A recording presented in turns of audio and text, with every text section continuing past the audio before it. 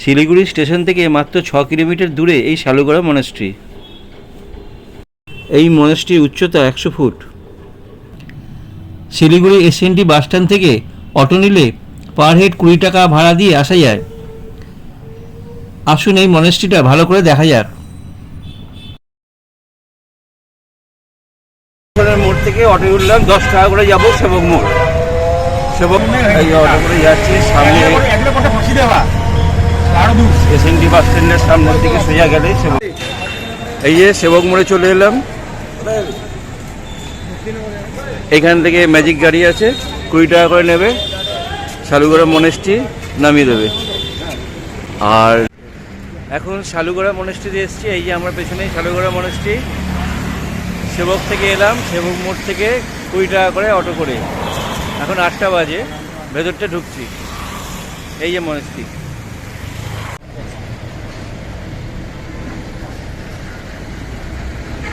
এই যে শালুগড়া মনাস্ট্রি।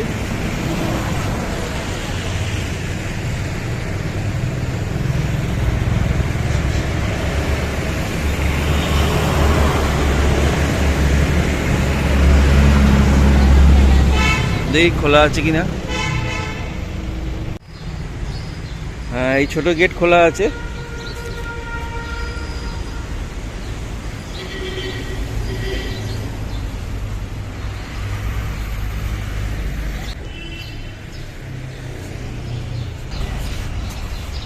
ছোট গেট দিয়ে ঢুকলাম মনাস্ট্রির। সব বাইরে থেকে এরকম।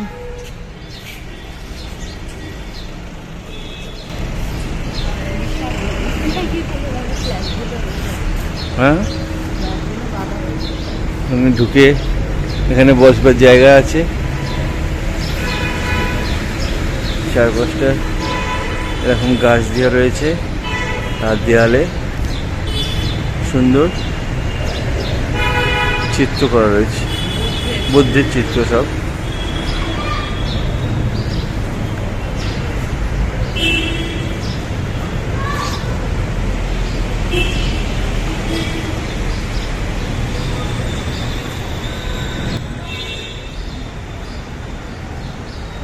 খুব সুন্দর, বাইরে থেকে খুব সুন্দর লাগছে। ভেতরটা ঢুকছি এখন।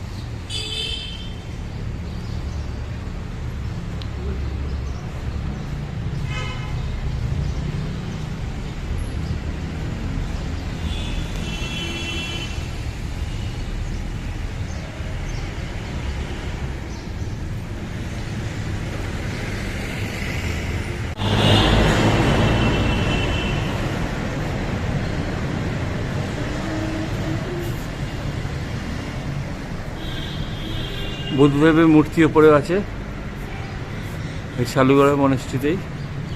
ওই 4-5টা একটু ঘুরে নিই। আজকে সানডে,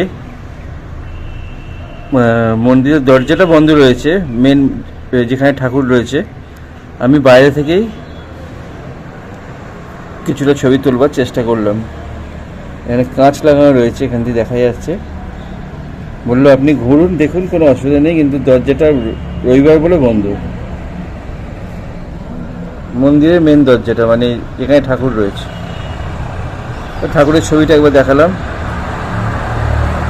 খুব সুন্দর, ভালো মূর্তি।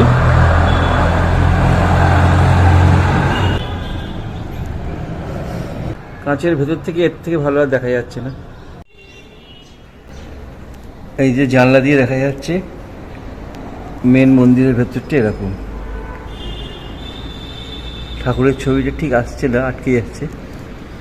যাই হোক, আমি দেখাচ্ছি যতটা পারা যায়। এটা জানলা দিয়ে, ভেতরটা একবার দেখাবার চেষ্টা করছি।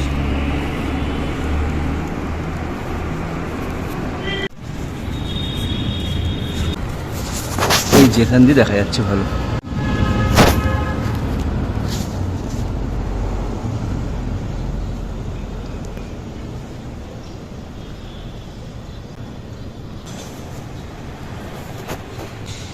ভাগ্য ভালো বলে জানালাটা খোলা ছিল, আমিও দেখা। মন্দিরের দেওয়ালে এরকম সুন্দর বুদ্ধ মূর্তি খোদাই করা রয়েছে। আমরা একটু মন্দিরের চারপাশটা ঘুরে দেখছি। আছে, আমি জিজ্ঞেস করলাম, বললো হ্যাঁ আপনি ওপর থেকে ঘুরে আসতে পারেন। একটু ওপর থেকে আমি ঘুরে আসছি। সিঁড়ির গায়ে অপূর্ব কারুকার্য করা। সিঁড়ি থেকে একটু ঘুরে আসি। এই যে সিঁড়ি থেকে আমি ঘুরে আসছি। এখানটা ওনাদের থাকবার জায়গা, পেছন দিকটা। মনেস্ট্রির পুরোটাই অপূর্ব পেন্টিং আর কারুকার্য করা।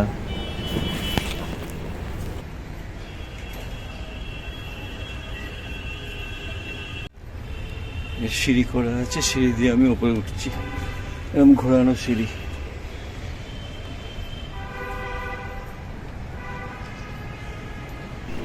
এই যে কারুকার্যগুলো দেখছেন, এগুলো আসলে সব বৌদ্ধ মন্ত্র।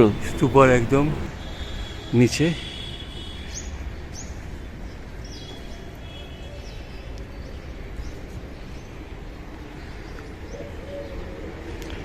এখানে ভগবান বুদ্ধের মূর্তি আছে।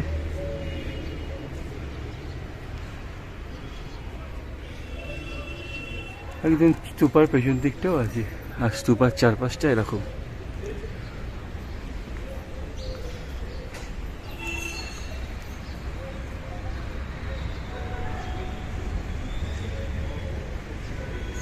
এই পাশটা ওনাদের থাকার জায়গা, ট্রাস্ট অফিস, লামাদের থাকার জায়গা। এইটা ওনারা গল্প টল্প করছে সব নিচে।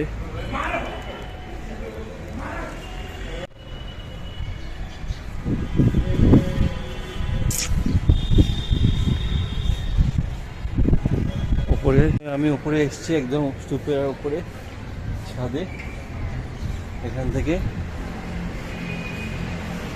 এরকম দেখা যাচ্ছে মূর্তির একদম নিচে। মূর্তি দেখা যাচ্ছে কি দেখতে পাচ্ছি না। এই যে ওপরে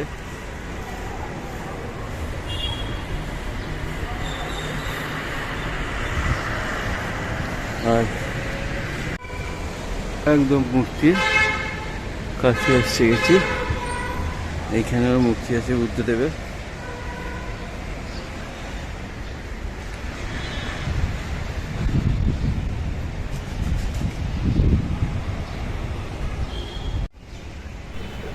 এই ওপর থেকে মনাস্ট্রির ওই বিশাল ধর্মচক্রটি দেখা যাচ্ছে।